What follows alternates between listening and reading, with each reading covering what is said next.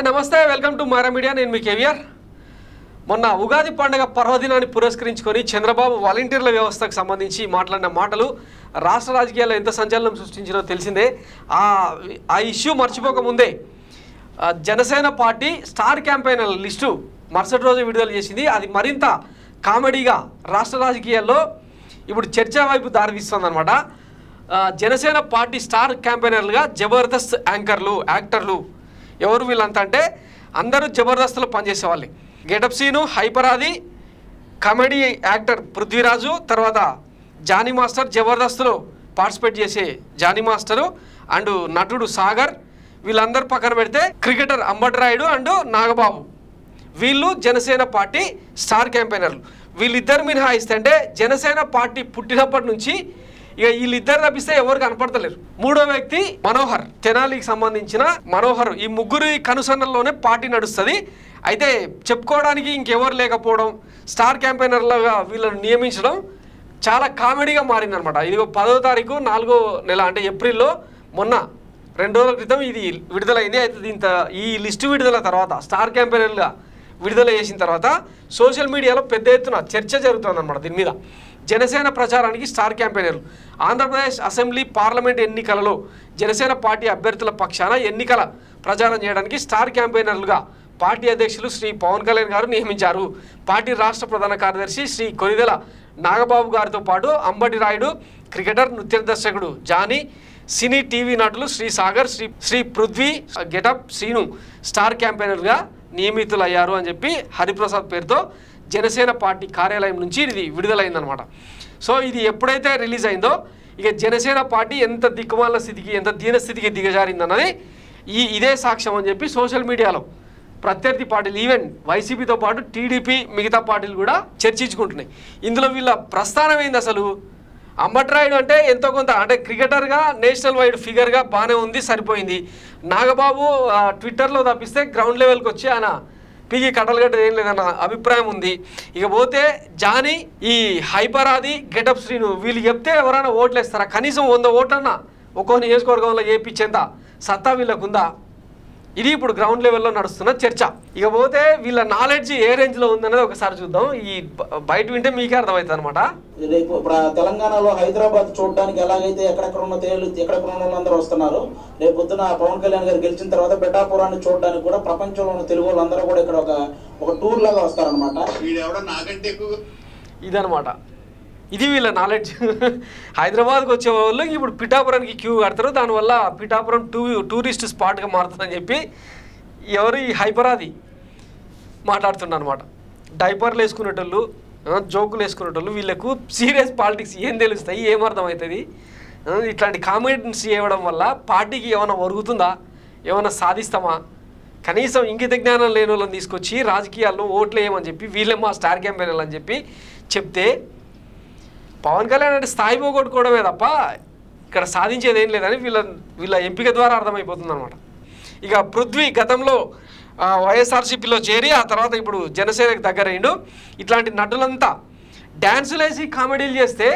ఓట్లు పడతాయా అసలు మేకప్ ఆర్టిస్టులకు ఓట్లు పడతాయని గత దశాబ్దాల కాలంగా నడుస్తున్న చర్చ ఎన్టీ రామారావు సంగతి జయలలిత లాంటి వాళ్ళ సంగతి పక్కన పెడితే పవన్ కళ్యాణ్ మెగాస్టార్ చిరంజీవి రాజకీయాల్లో తెలుగు రాజకీయాల్లో ముఖ్యంగా అటర్ ఫ్లాప్ అయిన చరిత్ర వీళ్ళది ఈ నేపథ్యంలో ఈ కమెడియన్లు జబర్దస్త్ స్టార్లు ప్రచారం చేస్తే ఓట్లు పడతాయా ఇది ఇప్పుడు జరగబోతున్న చర్చ ఇక పోతే వీళ్ళ జనసేన కార్యకర్తలు ఇంకా ఎట్లాగూ ప్రతి నిర్ణయాన్ని ఆహావోహో అంటారు కదా అన్న ఆకాశం అయితే వీళ్ళంతా స్టార్లు అని చెప్పి వాళ్ళు ట్రోల్ చేసుకుంటా ఉన్నారనమాట సో ఇది ప్రస్తుతం నడుస్తున్న చర్చ ఇక పోతే వీళ్ళు జబర్దస్త్ స్టార్లా లేకపోతే పిఠాపురానికి ప్రతినిధుల అన్న చర్చ కూడా సాగుతుందన్నమాట పార్టీలకు స్టార్ క్యాంపెయినర్స్ అంటే ఎలా ఉండాలి పార్టీలో అత్యంత సీనియర్లు అత్యంత ప్రజాదరణ ఉన్నవాళ్ళు విధానాల గురించి మాట్లాడే వాళ్ళు మేధావులు ఎంతో బలమైన వ్యక్తులు అయి ఉండి కూడా ప్రత్యక్ష రాజకీయాల్లో పోటీ చేయడం ఇష్టం లేని వాళ్ళు లేదా ప్రత్యక్ష రాజకీయాల్లో పోటీ చేయడానికి రకరకాలుగా కారణాల వల్ల అవకాశం దొరకని ముఖ్యులు స్టార్ క్యాంపెయినర్లుగా ఉంటారు కానీ పవన్ కళ్యాణ్ ప్రకటించిన స్టార్ క్యాంపెయినర్ల జాబితా చూస్తే ఆ పార్టీ మీద పవన్ కళ్యాణ్ మీద జాలి కలుగుతుంది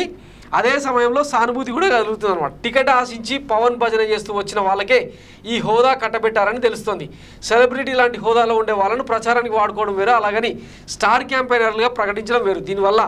పార్టీ పరుగు పోతుందనే ఆలోచన పవన్కు కలిగినట్టు లేదు. ఇంతకు పవన్ కళ్యాణ్ తరఫున ఈ స్టార్లు ఎవరో తెలుసా? పార్టీ ప్రధాన కార్యదర్శి కొనిదేల నాగబాబు. ఇదంతా వీళ్ళ జట్టు. ఏమిటి జట్టు? పవన్కు చిన్నతనంగా అనిపించడం లేదని పలువురు అనుమానం. కొనిదేల నాగబాబు స్టార్ క్యాంపెయినర్గా ప్రకటించడం 100% కరెక్టే అనుకుందాం. రేకెత్తిన వివాదాలు అన్నింటినీ పక్కన పెడితే నాగబాబు చాలా కాలంగా సామాజిక విషయాల మీద తన గలం వినిపిస్తూ యూట్యూబ్ వీడియోలు చేస్తూ తాను ప్రజా జీవితానికి దగ్గరగా ఉన్నాననే అభిప్రాయాన్ని ప్రజలు కలిగిస్తున్నారు. అంబటి రాయుడు కూడా క్రికెటర్గా స్టార్ క్యాంపెయినర్గా ఆ స్థాయి ఉందని అనుకోవచ్చు. మరి మిగిలిన వారి సంగతి ఏమిటి, స్థాయి ఏమిటి? సీరియల్ హీరోగా టాప్ గ్రేడ్లో ఉండి సినిమాల్లో ఎంట్రీ తర్వాత ఫేడ్ అవుట్ అయిపోయిన హీరో సాగర్. టీటీడీ భక్తి ఛానల్కి అధిపతిగా జగన్ పదవిని కట్టబెడితే అక్కడ ఉద్యోగుల్ని లైంగికంగా వేధిస్తూ బూత్ ఫోన్ కాల్స్తో అడ్డంగా దొరికిపోయి ఆ పదవి పోగొట్టుకున్న లేఖి మనిషి పృథ్వీ. పదవి పోయిన నాటి నుంచి జగన్ను తిడుతూ పవన్ వంచన చేరి ఇటు భజన చేస్తున్నాడు. హైపరాది గెటప్ శ్రీనులు పవన్ భక్తులుగా ఉన్నంత వరకు ఓకే, కానీ లేఖి థర్డ్ రేటెడ్ కామెడీతో ప్రజలను అలరిస్తూ ఉండే ఈ బ్యాచ్ ప్రజాస్వామ్యంలో శాసనసభకు ఎన్నికయ్యే వారి గురించి ప్రజలను ప్రభావితం చేయడానికి తగిన స్టార్ క్యాంపెయినర్ల హోదాలో ఉండడం చాలా సిగ్గుపడాల్సిన విషయం. జనసేన పార్టీకి అభ్యర్థులకు గతి లేదని 21 సీట్లు వాటాగా దక్కితే సగం వరకు కూడా ఇతర పార్టీల నుంచి వలస వచ్చిన వారికి మాత్రమే కట్టబెట్టారని అందరికీ తెలుసు. అభ్యర్థులకు గతి లేని పార్టీ గురించి 4 మంచి మాటలు చెప్పే సీనియర్లు, ప్రజల్లో ఆదరణ గల వ్యక్తులకు కూడా దిక్కులేదని ఈ స్టార్ క్యాంపెయినర్ల జాబితా చూస్తే అర్థమవుతుంది అని. సో ఇది పవన్ కళ్యాణ్ సాధించిన ఘనత 10 ఏళ్ల ప్రస్థానంలో. ఇకపోతే పోతిన మహేష్, తర్వాత పిఠాపురానికి సంబంధించిన శేషకుమారి లాంటి వాళ్ళు, సరోజ కాకినాడ గతంలో మున్సిపల్ చైర్పర్సన్గా పనిచేసిన సరోజ లాంటి వాళ్ళు పార్టీని వీడి దుమ్మెత్తిపోసిన తరుణంలో ఇట్లాంటి వాళ్ళందరినీ నియమించడం పెద్ద ఆశ్చర్యం ఏం లేదన్నది జనసేన కార్యకర్తలు, జనసేన సైనికులు, జెండా కూలీలు అని పోతిన మహేష్ అన్నాడు కదా, ఇట్లాంటి వాళ్ళు భావించడంలో తప్పేం లేదన్న